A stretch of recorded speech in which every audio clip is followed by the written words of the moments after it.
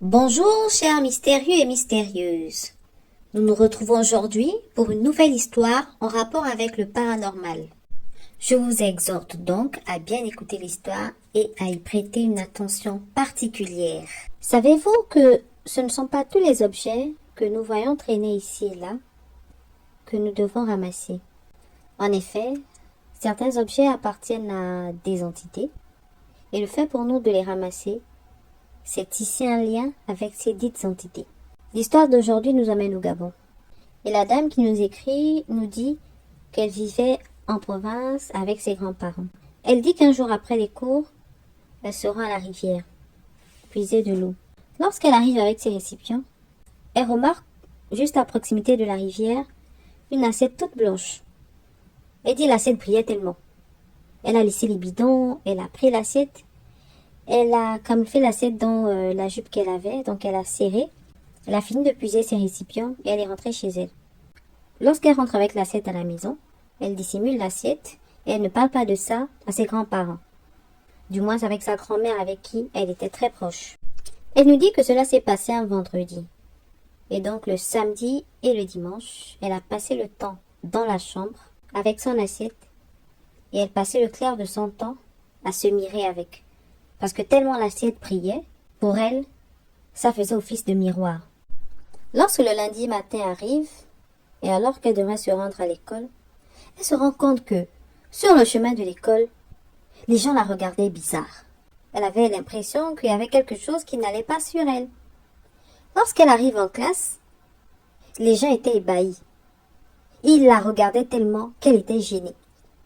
Lorsqu'elle va s'asseoir, elle dit une de ses amies lui demande « Mais tu as eu quoi ce week-end? Pourquoi tu brilles comme ça ?» Et elle lui dit « Mais je ne vois pas de quoi tu parles. » Je suis un peu étonnée et après elle dit « Non, mais il y a quelque chose qui a changé.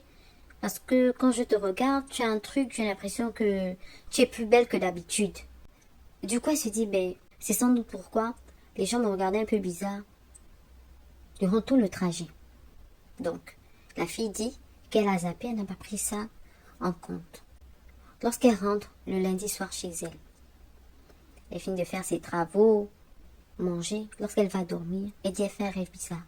Elle voit une dame, vêtue de blanc, qui lui demande son assiette. « Tu as pris mon assiette la dernière fois à la rivière, viens me déposer mon assiette, sinon tu vas voir ce qui va se passer. » Et la fille de dire « Mais dans le rêve, elle dit « Mais je ne vois pas de quoi vous parlez. » Après elle se souvient que « Mais c'est vrai que j'ai mon assiette. » Elle dit « Non, mais j'ai ramassé l'assiette, comment ça vous appartient ?»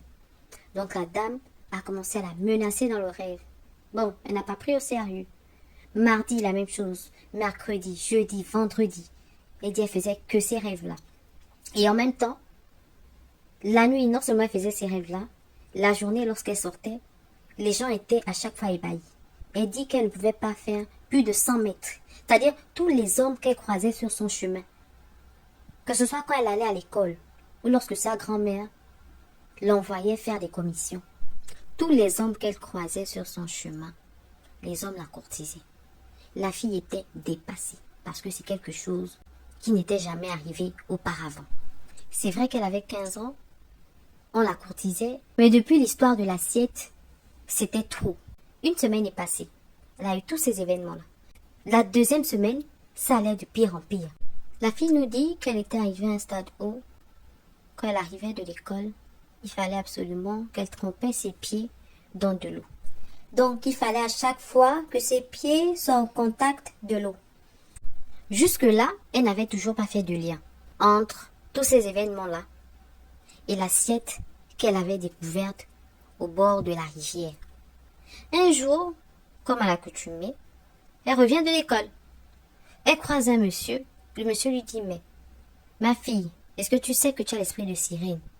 Il faudrait aller à l'église. » Elle a tiqué. Elle avait souvent entendu parler de ça. D'ailleurs, elle sait que la rivière dans laquelle elle va souvent se baigner, il y a un génie des eaux là-bas. Il y a une sirène là-bas. Donc, quand elle arrive à la maison, elle dit qu'elle s'assoit.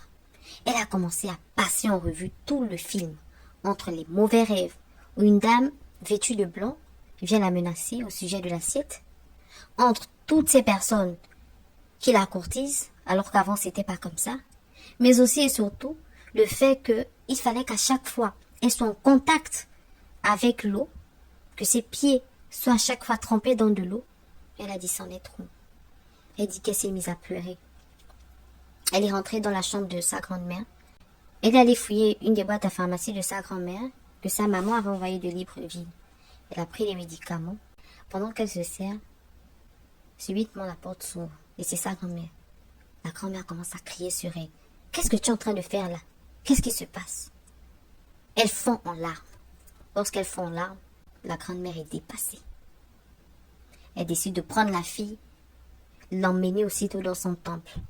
Parce que ce que je n'ai pas dit au départ, c'est que la fille nous dit que sa grand-mère était justement une mère initiatrice. On a pris la fille, on l'a emmenée au temple. Donc de là a commencé son initiation qui a duré plusieurs jours. Et ceci, c'était dans le but de couper les liens entre la sirène et elle. Après cette période d'initiation, la grand-mère est allée faire des rituels à la rivière. Elle a restitué l'assiette et la jeune fille a été interdite de remettre les pieds là-bas. Elle est partie sur Libreville rejoindre sa mère. J'ai oublié de préciser une chose, c'est que lorsque je lui ai demandé pourquoi elle voulait mettre fin à sa vie, elle dit qu'elle avait l'impression que l'esprit de sirène qui l'avait habité voulait l'emmener à une vie de débauche. Parce que non seulement il y avait des hommes qui passaient le temps à la courtiser, et ça ne lui plaisait pas forcément, vu qu'elle était déjà très jeune, et en plus, elle dans sa tête, elle n'avait que son école, et de l'autre côté, paradoxalement, elle prenait aussi déjà goût, parce qu'il pouvait arriver des moments où elle éprouvait un besoin de plaire, elle avait l'envie de plaire. Elle s'est donc dit que si elle ne faisait pas attention, elle aurait pu finir prostituée. C'est pourquoi cette idée de suicide était pour elle le meilleur moyen de sortir de cette situation. Aujourd'hui, elle est mariée, elle a des enfants, et cette histoire n'est pour elle qu'un vilain souvenir. J'attire donc votre attention sur ce fait. On ne ramasse pas tout et n'importe quoi, n'importe où, au risque de se faire posséder par une entité. J'ose espérer que l'histoire a été très édifiante pour vous. Je vous invite à rester scotché pour la suite, mais aussi et surtout à nous contacter dans le cas où vous auriez des histoires à nous partager. À très bientôt, la conteuse Gabouma.